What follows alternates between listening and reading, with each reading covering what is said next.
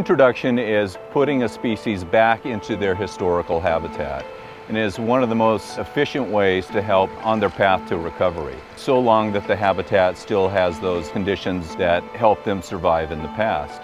And it's something we're going to pursue because a recovery plan that does not include reintroduction is a plan for extinction.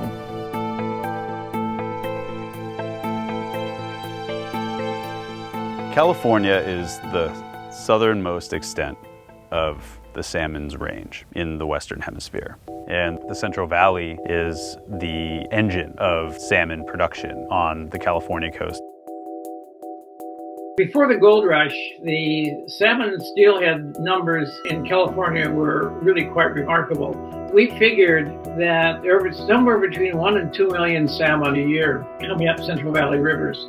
Recovering these salmon to anything like historic numbers means we have to find habitat for them. And unfortunately, all of that habitat's been altered. Following the gold rush and throughout the 1900s, dams and other water diversions for human development have blocked access for salmon to more than 95% of the high elevation spawning and rearing habitat that surrounds the Central Valley. This habitat is so important because of the cold, fresh water that Chinook salmon and steelhead need to reproduce, and for juveniles to grow in before migrating to the ocean. Right now in California, a lot of our salmon fisheries in the Central Valley are stuck down on the valley floor, where our river waters tend to be hotter. And as our climate is getting hotter and drier more persistently, the future for these fish rests up in what used to be their ancestral homes. So reintroduction into their historical habitat above dams is the antidote to climate change, and it's the way to save these fish. Lucky for us, here the North Yuba River still retains its historical habitat, including healthy flows and cold water, so it really can support the return of these iconic fish. And the potential is a real boon to our tourism economy. And there's hundreds and thousands of miles of high country waterways that these fish could be spawning in, and we got to let them swim. This is what they're built for. I mean, the salmon are mountain climbers. I think restoring the salmon to the higher elevations is the only way to restore the salmon.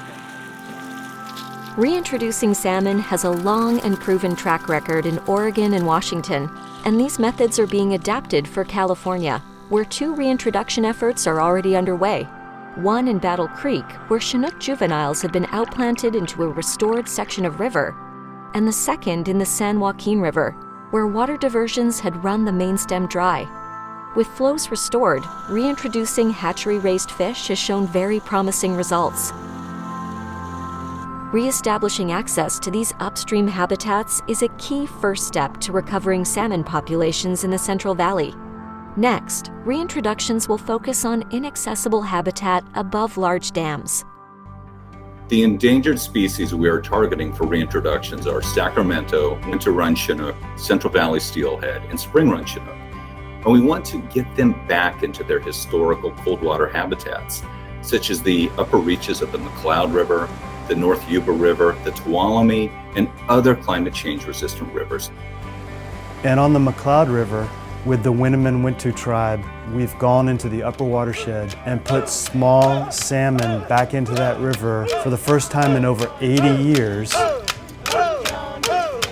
This was a historic event, and now our job is to continue these sorts of collaborations to magnify and expand these efforts.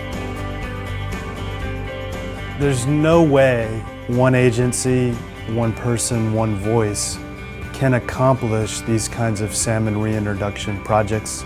It takes all of us.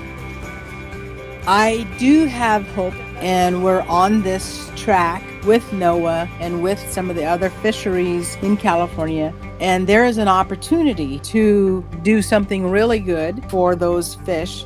But not if we keep doing what we've been doing for the past 75 years. We know what we need to do. We need to put them back into the rivers in which they evolved. If we do those things, salmon will be here for our future and our children's futures.